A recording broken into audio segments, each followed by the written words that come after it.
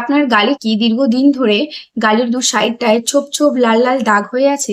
তাহলে অবশ্যই আপনার জেনে নেওয়া উচিত এগুলো কেন হয়। এটাকে চলতি ভাষায় বলা হয় মেছাতি, ডাক্তারি ভাষায় বলা হয় মেলাসমা। নমস্কার, আমি ডক্টর শম্পা, পূর্ব মেদিনীপুর থেকে। আমি একজন গভর্নমেন্ট রেজিস্টার্ড হোমিওপ্যাথিক ডক্টর।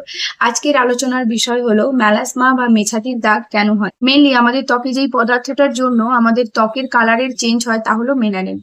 এই মেলাসমা বা মেছাতির সমস্যায় মেলানিনের উৎপাদনটা অনেকটা বেড়ে যায় ওই স্পেসিফিক এরিয়া, তখন এই মেছাতি বা মেলাসমার সৃষ্টি হয়।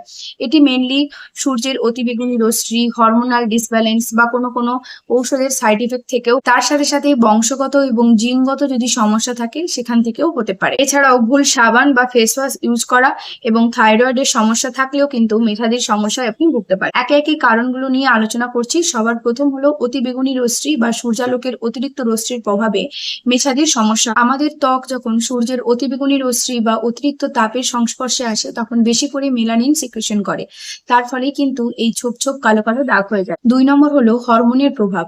হরমোনাল ডিসব্যালেন্সের জন্য বিশেষ করে যে সকল মহিলারা গর্ভনিরোধক বড়ি খাচ্ছেন তাদের যখন হরমোনাল ডিসব্যালেন্স হয় তখনও কিন্তু হরমোনাল ডিসব্যালেন্সের জন্য এই মেছাতির সমস্যা দেখা যায়। 3 নম্বর হলো বংশগত কারণ।